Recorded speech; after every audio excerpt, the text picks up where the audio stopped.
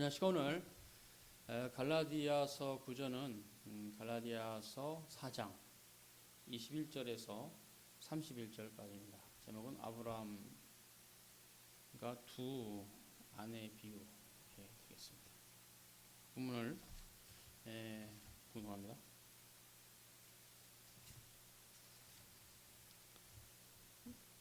내게 말하라. 율법 아래에 있고자 하는 자들아, 율법을 듣지 못하였느냐. 기록된 바 아브라함이 두 아들이 있으니 하나는 계집종에게서 하나는 자유하는 여자에게서 낳았다 하였으나 계집종에게서는 육체를 따라 낳고 자유하는 여자에게서는 약속으로 말미암았느니라. 이것은 비유니 이 여자는 두 언약이라. 하나는 신의 산으로부터 종을 낳은 자니 곧 하가라. 이 하가는 아라비아에 있는 신의 산으로 지금 있는 예루살렘 같은 데니 저가 그 자녀들로 더불어 종로를 타고 오직 위에 있는 예루살렘은 자유자니 곧 우리 어머니라. 기록된 바 잉태치 못한 자여 즐거하라. 그렇지 못한 자여 소리질러 외치라. 이는 홀로 사는 자의 자녀가 남편 있는 자의 자녀보다 많음이라 하였으니 형제들아 너희는 이삭과 같이 약속의 자녀라. 그러나 그때 육체를 따라 난 자가 성령을 따라 난 자를 핍박한 것 같이 이제도 그러하다. 3절 그러나 성경이 무엇을 말하느냐. 계집종과 그 아들을 내어 쫓으라. 계집종의 아들이 자유하는 여자의 아들로 더불어 유업을 얻지 못하리라 하였느니라. 31절 그런즉 형제들아 우리는 계집종의 자녀가 아니요 자유하는 여자의 자녀니라. 언문직역도 합니다. 21절 너희는 말할지어다 율법 아래 놓여 있기를 원하는 자들아 너희가 율법을 듣지 않았느냐. 22절 기록된 바 아브라함에게 두 아들이 있으니 하나는 종으로부터 난 자요 하나는 자유자로부터 난 자다. 23절 하나는 육신을 따라 종으로부터 나왔고 하나는 약속을 통하여 자유자로부터 나왔다. 24절 풍요와 같이 말하고자 한다. 그것은 두 언약이다. 하나는 신의 산으로부터 종으로부터 나온 자니 하갈이라. 25절 이 하갈은 아라비아에 있는 신의 산이다. 지금의 예루살렘이다. 그녀가 그 자녀들과 함께 종로를 하였다.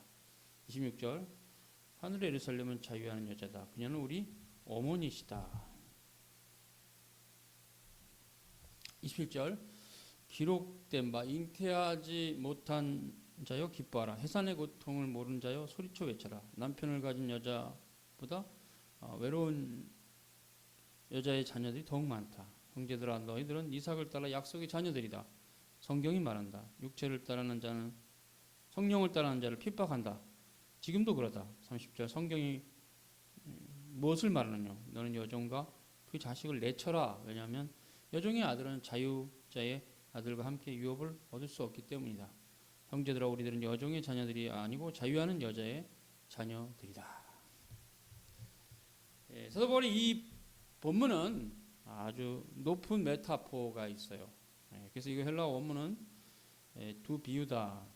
보면 알레고로 되어 있어요. 이것은 비유니 24절이죠. 아티나 에스틴 알레고 로메나 알레고 로메나 알레고리예요. 이게 지금 비유라 그러면 헬라어에서 파라볼레라고 비유가 있어요. 그러니까 파라볼레라는 말이 헬라어로 번역한 비유예요. 근데 지금 여기서는 갈라디아서에서 비유로 한글 성경 번역했으나 실제 원문은 달라요. 흔히 다른 복음서에서 비유다 하면 파라볼레인데 지금 이 부분에서 비유로 번역한 건 원문이 알레고리예요. 그러니까 알레고리가 비유보다는 풍유. 또 알레고란 말 그대로 쓰죠. 그래서 풍유다 이렇게 직역을 할 수 있어요. 자 이제 사도 바울이 율법 아래 있고자 하는 자들아 율법이 뭘 말하는지 모르느냐. 그렇게 이제 바울이 말하고 있어요. 그리고 이제 아브라함에게 두 아들이 있다. 우리가 구약시대 이스라엘 백성들이 알고 있는 율법은 모세오경이죠. 창세기도 모세오경입니다. 그래서 율법 안에 기록되어 있다. 아브라함의 역사가. 여기 보면 두 아들이 있다. 물론 나이적으로는 첫째 아들은 이스마엘이고 둘째 아들이 이삭이다. 그러나 이스마엘은 종의 신분인 하갈에게서 난 약속의 유업을 받을 자가 아닌 아들이고 두 번째 아들인 이삭이 바로 사라가 난 약속의 유업을 받을 자다. 그 얘기를 하고 있죠. 그러면서 이제 율법에 대해서 말합니다. 율법에 대해서 사도 바울이 율법에 대해서 이 본문에서 말할 때는 우리가 또 보편적으로 알고 있는 율법과 좀 개념이 다릅니다. 그러니까 율법이다 이렇게 할 때 이 표현이 문맥에 따라서 의미가 다르게 나타나는 경우가 있는데 이 본문도 마찬가지입니다. 그럼 어떻게 이해해야 되냐? 일반적으로 율법 가장 좋은 예는 시편 1편이죠. 여기 여호와의 율법을 즐거워하여 그 율법을 주야로 묵상한다. 그 본문에서의 율법과 지금 바울이 이 본문에서 말하는 율법은 좀 개념이 틀립니다. 시편 1편 1절과 2절에 있는 그 율법은 굉장히 포괄적인 의미를 다시 쓴 거예요. 흔히 모세오경만을 말한 게 아니에요. 다윗의 시대라면 다윗 시대 이전의 모든 선지자들, 어쨌든 성경, 하나님 말씀, 신적 계시를 말하겠죠. 그러나 후대인들이 이사야나 혹은 이사야 이후에 한참 지나서 사도들이 그 본문을 읽을 때는 구약 전체를 말하겠죠. 그러면 지금 우리가 읽을 때나 혹은 교부 시대의 성도들이 시편 1편 1절과 2절을 해석할 때 그 율법은 신구약 성경 전체를 말합니다. 그러니까 여호와 율법을 즐거워하여 그 율법을 주야로 묵상한다. 만약 이것이 모세오경에만 제한되면 그러면 지금 다윗의 이 가르침은 이후에 기록된 성경은 안 읽어도 된다는 말이냐 라고 해석을 할 수 있게 돼요. 그거는 틀린 해석이죠. 그렇기 때문에 다윗이 율법이라는 것은 그 시대에서는 아마 기록된 게 율법밖에 없어서 그렇게 말할 수 있으나 그 후대 한참 후대 사람들이 그 본문을 읽을 때 그 율법은 단지 모세오경만을 말하지 않고 신구약 성경 전체를 말하죠. 그러면 신구약 성경 전체는 율법이라고 할 수도 있고 하나님 말씀이다 이렇게 할 수도 있어요. 그러나 하나님 말씀이다 계명으로 되어 있기 때문에 하나님 말씀이란 말과 율법이 분리적인 개념일 수가 없어요. 율법이 하나님 말씀이고 하나님 말씀이 율법입니다. 그렇기 때문에 율법이라 했을 때는 그 의미는 하나님 말씀이에요. 당연히 율법은 성도들이 지켜야 됩니다. 십계명 율법입니다. 지켜야 됩니다. 또 신약 성경에 오면 사도들의 율법이 있죠. 사도들의 율법은 기록자가 사도들이에요. 예수님이 말씀하셨더라도 그거 사도들이 기록하지 않았으면 우리는 들을 수가 없는 말이에요. 내가 너희를 사랑한 것 같이 너희가 서로 사랑하라. 예수님 말씀하셨어요. 사도들이 기록 안 했으면 우리는 몰라요. 사도들이 기록해놨어요. 그래서 이것은 예수님이 직접 말씀하신구나. 이거 사도의 율법이에요.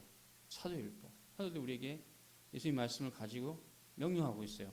예수님 말씀하셨고 사도들이 기록으로 남겼다는 얘기죠. 사도의 율법입니다. 사도의 율법이 또 신약 성경에 많이 있어요. 복음서에는 예수님의 말씀으로 남아 있고 내가 너를 사랑한 것 같이 너희가 서로 사랑하라. 그리고 이제 바울 서신이나 공동 서신에 보면 일반 서신에 보면 있어요. 사도들의 율법이 많이 있죠. 다 지켜야 되죠. 다 지켜야 됩니다. 그래서 율법은 성도들, 신자들, 성도들이 지켜야 되는 법입니다. 그래서 당위법이라는 겁니다. 지켜야 됩니다. 율법은 지켜야 돼요. 율법은 지켜야 될 법입니다. 그런데 그런 의미의 하나님 말씀을 우리는 행해야 된다. 이제 그런 관점에서 율법의 의미가 아니고 이 본문에서는 경륜의 차이 가운데 말하는 율법이에요. 그래서 좀 달라요. 문맥상 시편 1편 2절의 율법, 여호와 율법을 주야로 묵상하라는 그때 율법의 개념과 바울이 21절에서 율법 아래 있고자 하는 자들아 율법을 읽지 못하느냐 했을 때 이 율법은 조금 개념이 다릅니다. 분리적이지는 않는데 그래도 조금 개념이 달라요. 그러니까 이 본문은 율법과 복음을 약간은 이렇게 대칭적으로 보는 개념이 있어요. 맞습니다. 율법과 복음을 복음의 대칭적인 개념으로서 율법은 그 지엽적인 의미로서의 율법의 의미가 있어요. 율법으로 구원받을 수 없다는 차원에서의 제한적인 의미의 율법이에요. 예. 그러나 넓은 의미의 율법은 우리가 지켜야 될 하나님의 영원한 계명이죠. 십계명 같은 거, 사도의 율법 같은 거. 자, 그러니까 이제 그런 것을 보면 지금 바울은 이 본문에서 십계명을 지키지 말라라는 식의 말을 하는 게 절대 아니에요. 예. 이 본문은 신구약 경륜의 차이 가운데 옛 언약의 경륜에 속한 율법, 특히 실행 규칙을 말하죠. 옛 언약의 경륜에 속한 실행 규칙 뭐가 있습니까? 예. 다시 얘기지만 십계명. 자, 십계명 하나 둘 셋 넷 다여. 십계명의 두 돌판. 하나님에 대한 인간의 의무, 인간 상호 간의 의무. 이 두 돌판이 이렇게 있는데요. 십계명입니다. 근데 구약시대 이스라엘 백성들이 지켰던 십계명에 대한 시행세칙이라고 해도 좋고, 시행세칙.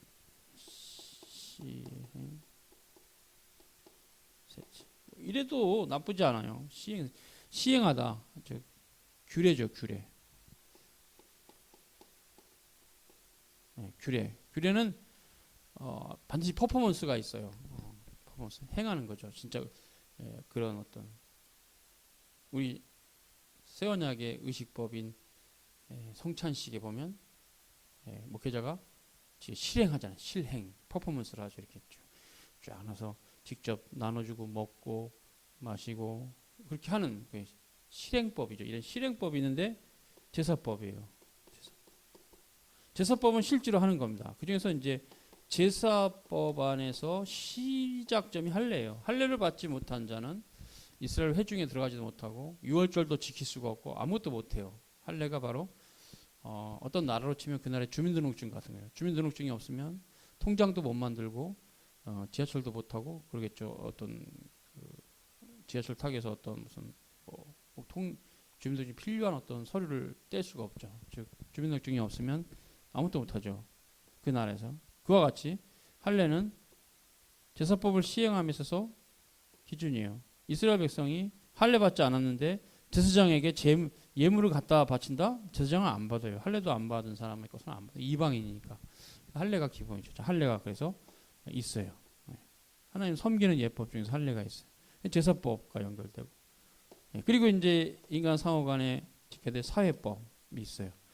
이게 다 율법의 두 돌판을 지지하다, 받쳐줬던 이스라엘 사회의 이스라엘이라는 공동체의 시행세칙이에요. 실행법이에요. 실행법.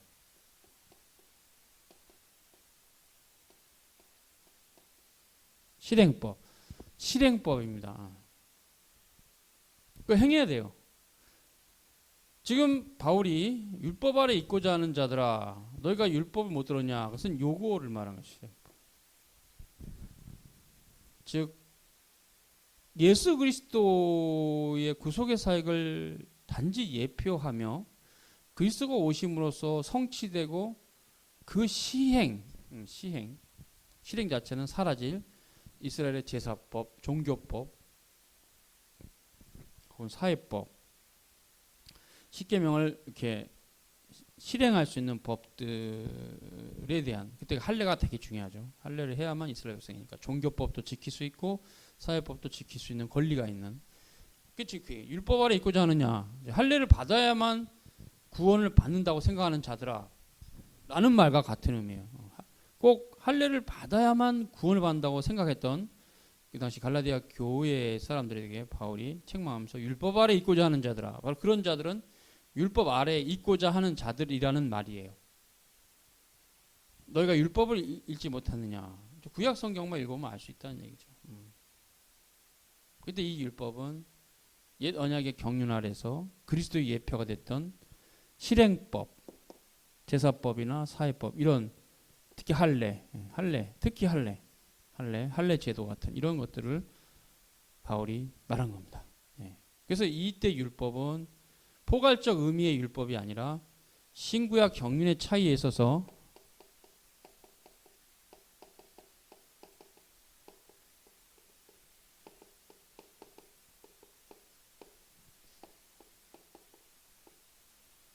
옛 언약의 실행법. 실행법을 바울이 stop, it, 멈춰라, don't do that, don't do that, 그것을 행하지 마라, don't do that, 이런 의미로 말한 거예요. 옛 언약의 실행법. 그러면 대표적인 게 할례입니다. 할례. 대표적인 게 할례요. 할례로부터 모든 제사를 드릴 수 있는 권한이 주어지기 때문에 할례 받지 않은 사람은 구약 이스라엘 백성도 아니에요. 그러니까 할례가 중요하고, 할례 문제가 터졌고, 세례만 받아서 구원받는 게 아니고 모세 법을 따라 할례도 받아야 구원받는다는 그 교리에 대해서 지금 바울이 이 본문에서 논박하고 있는 거죠. 그렇지 않다고. 예수님 오신 이후에는 왜요? 신구약 경륜의 차이, 경륜의 차이. 이건 모두스의 차이. 모두스는 방식의 차이예요. 구약 시대야 당연히 레위지파의 제사 제도가 필요했고 제사장이 필요했고 그래서 그런 제사를 드렸고 그건 합당하다. 예수님 오신 이후에는 십자가 사건 역사에 이미 지나간 그 이후에는 갈라디아 교회가 세워진 시대는 이후잖아요. 한참 후죠. 이후에는 더 이상의 옛 언약의 경륜 가운데 있었던 방식, 대표적으로 할례를 행할 필요가 없다. 지금 이 관점에서 이 말을 바울은 하고 있는 겁니다. 율법 아래 있고자 하는 자들아, 너희가 율법을 읽지 못했느냐. 예, 그 의미예요. 그런 말이. 그러면서 이제 바울이 알레고리, 풍유법인데 알레고리칼하게 아브라함과 두 아들, 하나는 계집종에게서, 하나는 자유하는 여자에게서 난, 하나는 하녀지, 하녀에게서 나온 아들 이스마엘, 하나는 아브라함의 본처, 그렇죠? 본처죠. 유일한 본처, 그분 사라에게서 나온 이삭. 이 두 아들에 대한 말을 알레고리칼하게 지금 풀고 있어요. 거기 보면 바울이 뭐라고 하냐면 계집종 헬라어로 파이디스케스, 이 말은 그냥 슬레이브 걸, 메이드, 서번트, 여종이란 뜻이죠. 여종. 그래서 여종으로부터 육신을 따라 카타사르카, 헬라어가 이렇게 돼 있어요. 여종이라는 표현이 있고요. 헬라어로 카타사르카 가 있고요. 그다음에 이제 그거에 대응하는 말이 뭐냐면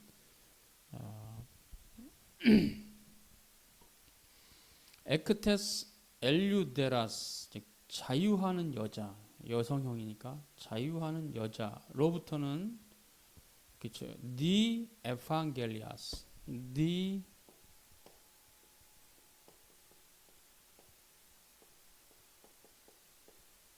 이렇게 쓰고 있어요. 이거는 이제 자유하는 여자. 당연히 이건 하갈, 이건 사라죠. 카타사르카, 육신을 따라. 카타가 나와 있어요. 전치사가 무엇을 따라. 근데 자유하는 여자에게는 전치사가 달리 쓰고 있어요. 바울이 의도적으로. 이것은 영어로 뚜루, THROUGH, 즉 이건 약속인데요. 약속을 통하여, 따라, 통하, 이렇게 조금 의미가 달라요. 자, 육신을 따라서라는 것은 뭐냐면 좀 쉽게 얘기하면 개념이 없는 출생이에요. 이스마엘의 출생은 하나님 명령하신 것도 아니고 그렇게 하라는 것도 아니고 그냥 자신들이 임의로 자기들의 머리에서 나와서 두 사람 다, 두 부부가 내 여종이 있으니 관계를 해서 아기를 낳자. 완전히 이것은 사르카 육신이죠. 육신을 따라서죠. 여종이 아직 젊고 그러니까 당연히 아기를 낳을 수 있고 뭐 이런 지극히 육신적인 생각으로 나온 아이가 이스마엘이에요. 그래서 그것은 이제 가정 불화의 원인이 됐죠. 나중에. 그런데 이삭은 어떻습니까? 네 에판겔리아. 이건 뚜루인데 약속을 통하여. 예. 육신을 따라 난 게 아니고 약속을 통하여 했어요. 따라도 아니고 약속을 통하여. 약속을 통해서 나온 이삭. 육신을 따라 여종에서 나온 이스마엘. 예, 특징도 있죠. 이스마엘은 여종에서 나왔어요. 이스마엘은 여종이 낳은 아들이에요. 이삭은 사라, 자유하는 여자가 낳은 아들이에요. 그 차이를 지금 가지고 그 역사잖아요. 율법에 있는. 그리고 이걸 두 언약이다 이렇게 풀고 있어요. 자, 전반부에서 이미 율법 아래 있고자 하는 자들아라는 개념은 설명을 했어요. 그걸 기억하고 이제 이걸 따라오셔야 됩니다. 자, 경륜의 차이에 대한 얘기를 바울이 하고 있다는 거죠. 하나님 말씀으로서의 율법의 개념이 아니고 신구약 경륜의 차이에 있어서 옛언약의 경륜의 실행법의 한계를 말하고 있어요. 보세요. 자, 이거 비유다. 이거 알레고리칼하게 내가 말하는데 바울이 그렇게 말하는 겁니다. 내가 알레고리칼하게 너희들에게 말하겠는데 이 두 비유다. 두 여자는 두 비유다. 이렇게 말해요. 두 언약이라 했어요. 이 여자들은 두 언약이라 이렇게 말했어요.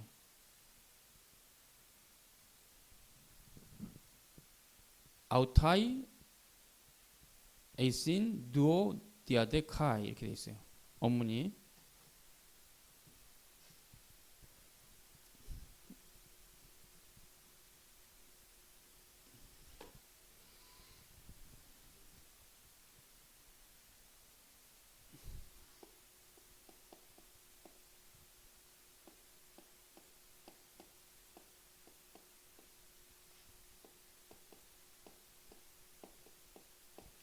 예. 아우타이 하우타이 에이신 하우타이 에이신 누오 디아데 카이 이렇게 돼 있는데 자 이건 이제 투란 뜻이죠. 이건 커버넌트 두 언약 이건 이제 비동사예요. 비동사 이다 혹은 있다. 두 언약이 있다. 그러니까 두 여자들은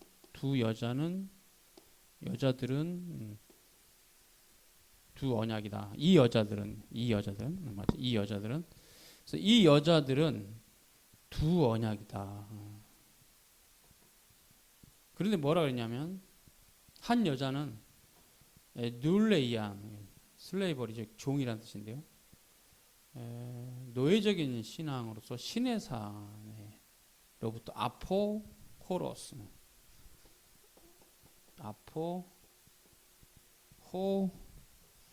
호루스 신화 호루스 이렇게 돼 있어요. 아포는 프람이라는 뜻입니다. 프람. 호로스는 산 신의 산이죠. 그러니까 신의 산으로부터 호로 이렇게 나오고 그건 종이고 종으로부터 나온 거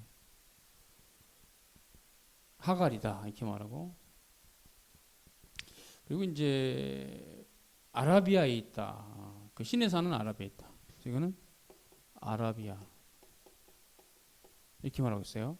신의 산 아라비아. 그리고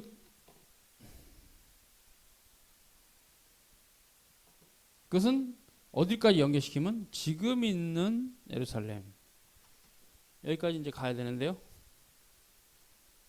자 아라비아 있고 지금 1세기 사도 바울의 시대를 말해요. 그 시대 예루살렘 성전이 있었잖아요. 예루살렘. 자 이걸 말하고 있어요. 자, 예루살렘.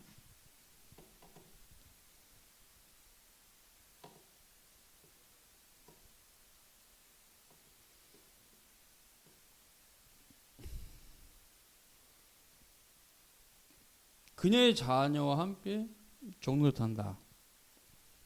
이것은 이제 노예적 신앙이라 하고 율법주의적 신앙이라. 예.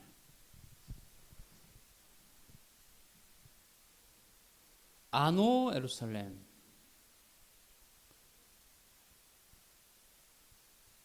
시내의 산으로부터는 하갈인데, 하갈은 아라비에 있는 시내 산이 있는데 지금 예루살렘 같은 데인데 자녀도 종로 타고 위에 있는 예루살렘.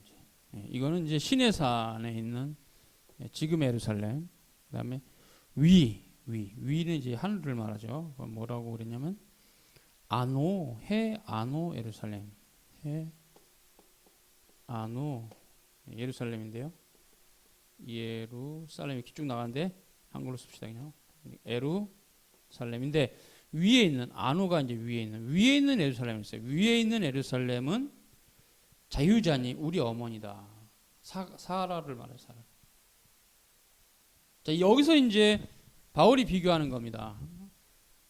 그 당시 1세기 당시는 예수님의 십자가에 죽으신가 사도들의 가르침 불과 한 50년, 길어야 30년, 40년 안에 벌어진 사건이에요. 예수님 죽으신가 갈라디아 교회가 세워지는, 이건 뭐 길어야 50년, 30년, 40년 안에 이루어지는 아주 짧은 기간이잖아요. 그러니까 이 시대는 여전히 구약의 그 예루살렘의 성전이 굉장한 의미가 있었기 때문에 바울이, 그렇기 때문에 또 연관해서 할례가 굉장히 무게가 있는, 그 당시에 이방인 기독교인조차도 예수를 믿어서만 구원받지 못하고 할례도 받아야 되는가? 라고 의심할 정도로 막강한, 이방인 기독교인들에게도 막강한 영향력을 행사했던 시대예요. 그래서 바울이 정확하게 갈라디아서에서 이제 새 언약의 경륜 가운데 그리스도 안에서 교회는 어떠한 자세를 취해야 되는가? 할례는 하면 안 된다. 결론은 얘기하는 거예요. 제가 그걸 말하고 있어요. 그래서 그냥 위에 있는 예루살렘 우리 자유자니, 지금 예루살렘, 즉 주 1세기의 사도시대 예루살렘, 이건 오히려 이제는 노예적 신앙이고 율법주의적 신앙인데 그건 따라가면 안 된다. 그래서 이제 결코 할례를 하면 안 된다는 얘기를 하는 거죠.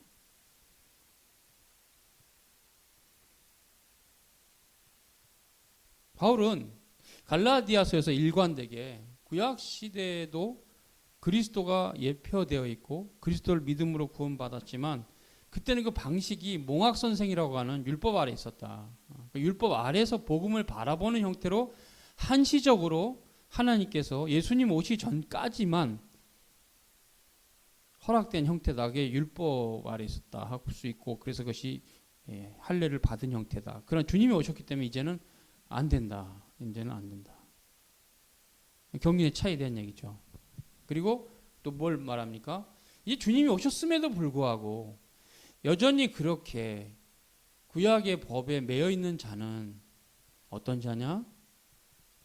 호루스 시나이, 즉 신의 산으로부터 눌레이안, 게노사, 종로로 타는 그런 형태인데, 바로 아브라함의 아내이죠. 첩인데 바로 그 두 번째 아내라서 하갈, 여기서 난 자와 같은 짓을 하는 것인데 그거 안 된다. 지금 예수님 오셨음에도 불구하고 여전히 옛 언약의 경륜 안에서 헤매고 있는 자들은 지금 있는 예루살렘이니 그 말이에요. 그들은 노예적 신앙을 하고 있는 거다. 즉 다시 얘기하면 예수님 오시기 전에 예루살렘은 예표로서 의미가 있었어요. 예수님 오시고 나서는 예표로서의 의미도 없어요. 실체가 왔으니까. 그리고 궁극적으로는 뭐냐?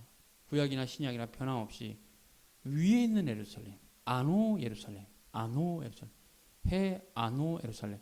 즉 위에 있는 예루살렘이 궁극적인 예루살렘이에요. 그래서 새 예루살렘이 하늘로부터 내려온다는 계시록의 말씀처럼 궁극적으로, 그러니까 구약 시대에 하나님께서 허락하신 예루살렘의 도성은 영원한 예루살렘의 예표였어요. 예수님이 오셨기 때문에 이제 아무런 의미가 없어졌고, 그리고 새 예루살렘이 하늘로부터 내려올 것이라고 계시록이 말하고 있죠. 거기랑 연결되는 말이 이 말씀.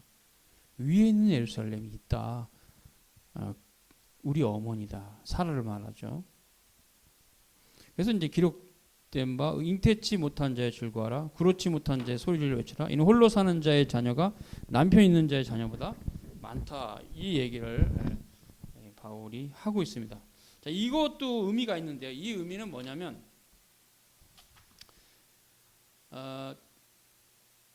남편이 있는 그 자녀라는 것은 결국 혈통적 아브라함의 후손들이에요. 그렇게 표현되는 거예요. 남편이 있어요.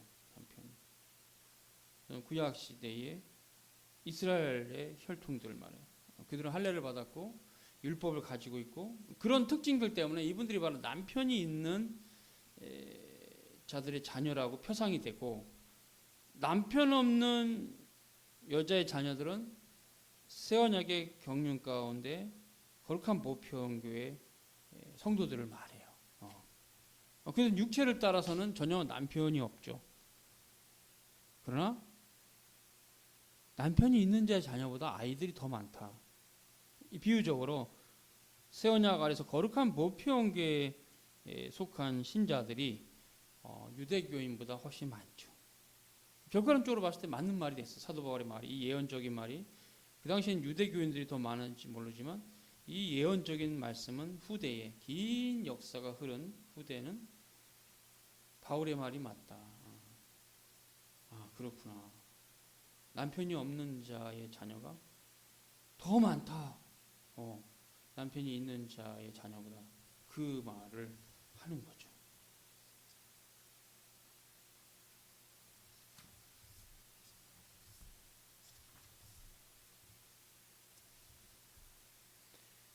기록된 바 잉태치 못한 자의 즐거워하라 그렇지 못한 자의 소리로 외쳐라 이는 홀로 사는 자의 자녀가 남편 있는 자의 자녀보다 많음을 하였으니 이 본문입니다. 27절 이것이 그런 개념이에요. 그래서 27절까지는 이 비유를 가지고 바울이 알레고리컬하게 풀고 있어요. 오히려 너희가 지금 이제 1세기로 돌아가서 이제 생각을 해보는 거예요. 너희가 지금 눈에 보이는 저 예루살렘의 성전은 이제 의미가 없다. 그래 의미가 없다고 의미가 없는데 자꾸 저기를 섬기고 또 저 법을 따라 살아가려고 하는 사람은 하갈의 자녀다. 하갈의 자녀다. 그래서 뭐예요? 이 하갈은 아라비아에 있다. 그렇죠? 그때 이제 시내산에서 연결된 형태로 예루살렘 하갈이 아라비아와 연결되고 이것은 시내산에 있는 예루살렘과 연결되면서 시내산으로 연결되면서 예루살렘과 연결되는 굉장히 높은 메타포를 가지고 있어요. 이해를 잘 해야 됩니다. 그래서 하갈과 아라비아 광야가 연결돼 있죠. 성경에 보면. 그런데 그거를 시내산으로 연결시킨 다음에 바울이 그래서 알레고리칼하다는 거예요. 지금 바울이 자기 하는 말이. 지금 너희가 눈에 보이는 저 예루살렘 눈에 알고 있는 저 예루살렘이 그렇다. 저런 신앙은 이제 노예적 신앙인데 소망이 없다. 저 신앙 버려야 된다. 근데 우리가 왜 저쪽으로 가느냐? 너희가 이제 아브라함 자손이다. 라고 할례도 받지 않은 이방인 기독교인들에게 바울이 그 말을 하는 겁니다. 너희가 아브라함의 자손이다. 그것이 28절이에요. 형제들아 너희가 이삭과 같이 약속의 자녀다. 있죠? 형제들아 너희가 이삭을 따라 난 약속의 자녀다. 성경이 말한다. 말하고 있어요. 그래서 이 바울의 이 논증을 따라가면 사도 바울은 그 말을 하는 거죠. 이제 그리스도가 오셨기 때문에 옛 언약에 속한 그 방식은 한시적으로 주어진 건데 예수님 오셨기 때문에 예수님 오실 때까지만 주어진 거예요. 그러니까 예수님 오신 순간 그 실행법은 스톱 정지돼야 돼요. 실행하면 안 돼요. 그래서 이제 바울은 이제는 예수님 오셔서 세례만 받은 걸로 족하지 할례도 또 받을 필요가 없다. 모세의 법은 우리에게 이제 의미가 없다. 그 말 하는 겁니다. 그리고 이제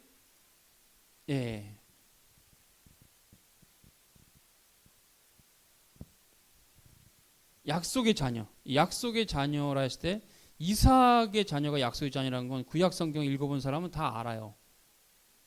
그러면 이제 생각 없이 그냥 해석하면 그러므로 아브라함 자손들이 약속의 자녀겠구나라고 생각할 수 있어요. 그럼 우린 뭐지? 라고 세례받은 이방인 기독교인들이 생각할 수 있어요. 그때 바울이 얘기한 겁니다. 아니다. 이제는 이게 경륜의 차이인데 새 언약의 경륜 안에서 이제는 저 할례 받은 자들이 아니라 예수 그리스도 성삼일체 하나님 이름으로 성부와 성자 성령 이름으로 세례받은 너희가 이삭의 자녀다. 우리가 아브라함의 자손이다. 그 말을 한 겁니다. 맞는 말이고요. 괜히 쓸데없이 바울이 위로해 주려고 하는 말이 아니에요. 진리를 말하는 거 바울이. 성경을 썼잖아요. 성경이잖아요. 이게 하나님의 말씀이잖아요. 이 경륜의 차이가 이렇게 크다는 것도 또 신자들은 알아야 됩니다. 예언약의 경륜의 한계점도 알아야 되고, 그래서 그 시대 교회를 유아교회라고 이렇게 칼빈이 얘기했는데, 또 그러면서 새 언약의 교회의 성숙함, 또 더 분명하게 드러난 계시로 인한 자유함, 참된 신앙의 실체, 이런 걸 알아야 돼요. 지금 바울이 그 얘기를 하고 있는 거예요. 너희가 예수 그리스도께서 오셔서 십자가 지시고 부활하셨고 승천까지 해서 아버지 하나님 우편에 앉아 계시는데 지금 너희가 왜 예수님 오시기 전에 예수님을 예표했던 그림자에 불과한 그 법을 실체가 오셨음에도 불구하고 자꾸 따라가려고 하느냐.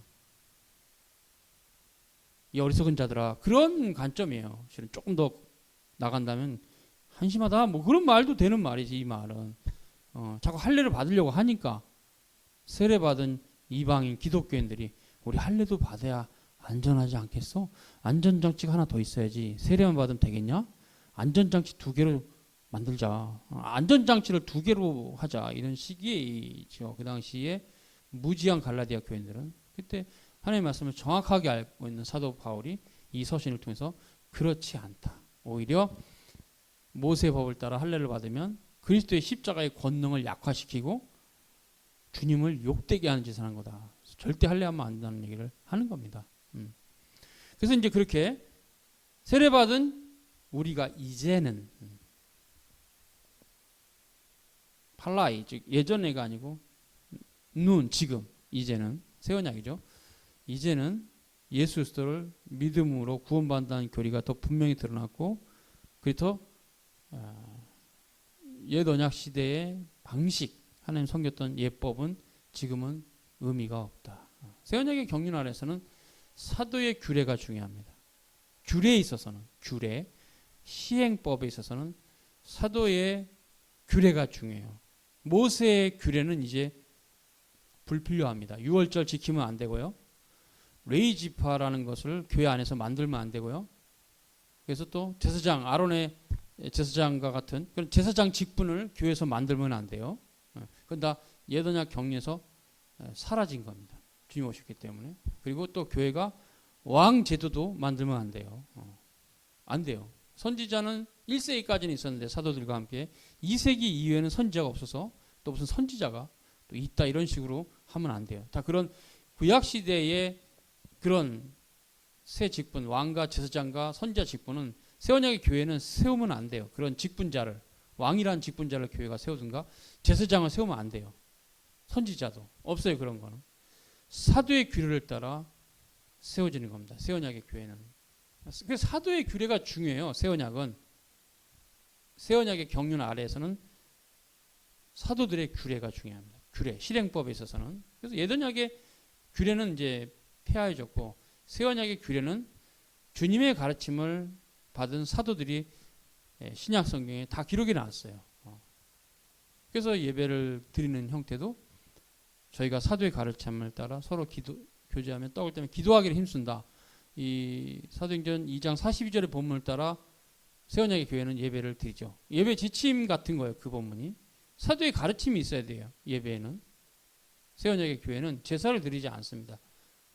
예배를 드리지. 워십이지. 제사가 아니에요. 제사. sacrifice가 아니에요. 그래서 제사 드리면 안 돼요. 새 언약의 교회가 주일날 모여가지고 제사를 드린다? 6월절에 그건 말이 안 돼요. 그래서 제사가 되면 안 되는 거예요. 예배가 돼야지. 새 언약은. 예배를 드린 자를 찾으신다 예수님께서 수가성의 여인에게 말씀하신 대로.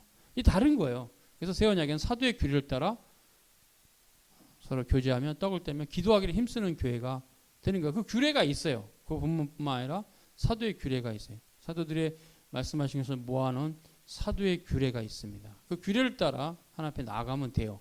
예. 이것을 지금 바울이 말하는 거예요. 이제는 예수 그리스도께서 우리들에게, 사도들이죠, 전권을 위임하셨다. 이제 우리들이 너에게 가르친 이 복음적 교리를 따라서 교회를 세우면 된다. 할례는 거기서 시행될 이유가 없다. 그 자리가 없다. 하지 마라. 할례를 시행하지 말 것을 교회에게 가르치다가 이 비유까지 나온 겁니다.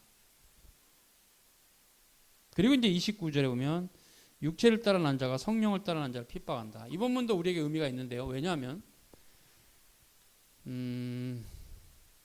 아브라함과 두 아들의 시대로 돌아가봅시다. 구약 성경에 보면 그때 이삭이 어렸을 때 이스마엘은 한참 컸죠. 나이가 훌쩍 큰 이스마엘이 막 희롱하고 그러니까 사라가 화가 나고 남편에게 쟤네들하고 우리가 같이 살 수 없지 않느냐. 그래서 하나님께 기도하고 하나님께서 응답하셨죠. 내보내라 이렇게. 그때가 희롱하잖아 이스마엘이 이삭을. 바울이 그거를 연상하면서 이 말을 한 겁니다. 육체를 따라 난 자가 성령을 따라 난 자를 핍박한 것 같이 이제도 그러하도다. 그 비유예요. 막 애기를 데리고, 애기가 어리니까 이스마엘이 막 갖고 놀았어요. 희롱하고. 그거를 비유로 가지고 이제도 그러하다. 이게 중요해요. 다시 말하죠. 이제 바울의 관점에서 말하는 겁니다. 지금은 저 할례를 하는 쟤네들이 바로 이스마엘 같은 애들이야. 우리가 이삭의 자녀야. 봐라. 근데 지금 쟤네들이 얼마나 우리를 핍박하니? 그렇죠. 이게 다 맞는 얘기예요. 지금 그 시대 돌아가면 엄청나게 유대인들이 사도들 핍박했죠. 바울은 뭐 40인이 유대인 40인이 바울을 죽이기 전에는 내가 먹지도 않겠다 그러고 뭐 바울을 죽이려고 혈안이 돼 있고 그래서 결국은 하나님의 말씀으로 못 이겼으니까 폭력으로 기독교를 덮어버리려고 유대인들이 엄청나게 나쁜 짓을 많이 했어요. 많이 했어요. 지금 그 말입니다. 육체로 난 자들이 성령으로 난 자를 핍박하는데 지금도 그러하다. 그래서 성경이 무엇을 말하냐? 계집종의 아들을 내어 쫓으라 그러지 않느냐. 다 구약을 지금 가져오고 있어요. 다 맞는 말씀이에요. 계집종의 아들이 자유하는 여자의 아들로 더불어 유업을 받지 못한다. 결국 다시 얘기하지만 이제는 새 언약의 경륜 아래에서는 사도들의 가르침을 벗어나서 율법을 지키고, 율법은 이제 모세법이죠. 또 그 법을 따라 행하고 유월절도 지키고 양도 잡고 이런 식의 신앙생활 하면 구원이 없다 그 말이에요. 새 언약의 교회가 유월절도 지키고 또 유월절에 만찬도 하고 막 문 앞에 피도 막 뿌리고 그렇게 하면 안 되죠. 구약의 그런 의식법을 지킬 이유가 뭐 있어요? 그래서 구약의 의식법은 한 가지도 새 언약의 교회가 지키면 안 됩니다. 노예적 신앙으로 돌아가는 거죠. 그래서 결코 구약의 절기를 지키면 안 돼요. 바울이 명확하게 갈라디아서에서 정죄하고 있어요. 이건 정죄급이에요. 정죄급. 왜 구약의 절기를 새 언약의 교회가 지킵니까? 특히 맥추철 같은 거 왜 지킵니까? 구약의 절기를. 구약의 절기를 지키려면 다 지키든가. 유월절은 또 안 지키대요. 지키면 안 됩니다. 그 모든 절기는 그리스도의 십자가로 완성이 됐기 때문에 이제 그걸 지키는 것은 노예적 신앙으로 전락하는 거예요. 유대교죠. 유대교. 그건 뭐 기독교가 아니고 유대교죠. 기독교를 핍박했던. 그래서 바울이 그 말합니다. 너희가 만약에 할례를 받는다면 너희는 계집종의 자녀가 되는 것이고 교회로부터 쫓겨날 줄 알아라. 출교죠. 누구든지 지금 세례 받고 나서 할례를 받으려고 하는 사람이 있다면 출교 대상입니다. 예, 출교해야 됩니다. 기독교가 아니에요. 이 말 그대로예요. 계집종의 아들은 자유하는 여자의 아들로 더불어 유업을 얻지 못할 것이다. 구원이 없다는 말입니다. 그래서 구약의 절기를 지키는 것은 구원이 없다는 말입니다. 이게 무서운 말이죠. 형제들아 우리는 계집종의 자녀가 아니요 자유하는 여자의 자녀니라. 그래서 옛 언약의 경륜에 속했던 할례나 또 제사법들 지금 지킬 필요가 없다 이 말을 하고 있는 겁니다. 바울이 이 말을 할 때는 이미 그 전서부터 분명하게 우리에게 말하는 게 있어요. 갈라디아서 봅니다. 1장. 다른 복음이라고 말하면서 바울이 하늘로부터 천사라도 다른 복음을 전하면 저주를 받을지어다. 이게 아나데마 에스도 이렇게 돼 있는데 원문이 그런 의미예요. 그 의미는 뭐냐? 결국 사도들이 교회에 전한 복음 외에 다른 거, 색다른 거, 뭐 할례도 해야 되고 교회 안에 제사장 제도도 두고 그렇게 하면 그거는 노예적 신앙으로 가는 거 안 된다는 별로 안 된다는 얘기를 하고 있어요. 바울이 그렇게 하면 안 된다고. 계속 그렇게 하면 하나님의 저주가 임한다고. 달리 얘기하면 너가 하나님께 저주를 받아서 그런 미치광이 같은 짓을 한다. 그런 의미도 있어요. 그래서 교회가 진리를 잃어버리면 자꾸 유대교로 돌아가라고 해요. 유대교. 그래서 예배를 안 드리고 제사를 드리려고 하고 그래서 꼭 제사를 드리죠. 로만 카톨릭의 미사 제사죠. 제사예요. 예배가 아니고 제사예요. 미사가 곧 제사인데 이런 식은 곤란합니다. 종교개혁의 정당성은 성경을 가지고 명확하게 따져 물을 수 있어요. 종교개혁이 정당했다. 미사가 뭡니까? 제사인데 그 의미가 제사예요. sacrifice. 안 됩니다. 우리는 예배를 드려야 되죠. 제사를 드리면 안 돼요. 사도의 가르침을 따라 서로 교제하며 떡을 떼며 교제하기를 힘쓰는 예배를 드려야 됩니다. 그래서 새언약의 교회는 원래 말씀을 강론하는 시간이 많은 게 그게 전통적이에요. 성경적이라는 얘기죠. 사도도 그랬고 사도 바울은 밤새 설교하다가 유두고가 떨어 죽을 정도로 긴 시간 설교했고 이게 올바른 교회의 역사는 그래요. 말씀 강론하는 시간이 길어요. 그게 맞는 거고 성도들은 그 말씀을 사모했고 이제 그런 것들이 점점 사라지고 교리가 망가지고 하나님 말씀이 사라지고 드물어지면 퍼포먼스가 굉장히 확대되고 말씀 선포는 축소되겠죠. 왜소해지고 그러면 이제 교회가 말씀 선포하는 시간은 줄이게 되고 정말 다른 순서들이 많이 들어오죠. 특성도 많이 부르고 헌금송도 부르고 막 많이 불러요. 뭐든지 막 이렇게 퍼포먼스를 많이 해요. 많이 뭘 하든 이렇게 해서 말씀 전하는 시간은 최대한 줄여놓고 퍼포먼스하는 시간, 종교적인 의식을 드리는 걸 많이 하는 형태로 타락하게 되어 있어요. 사도가 이미 경고하는 겁니다. 그러면 하나님의 저주를 받은 상태가 된다는 것을. 참된 신앙이 무엇인가를 바울이 이 본문에서 우리에게 말합니다. 사도들의 가르침을 따라 교회를 세우고 그 교회에서 신앙생활 하는 거죠. 오늘 여기까지 수고하셨습니다.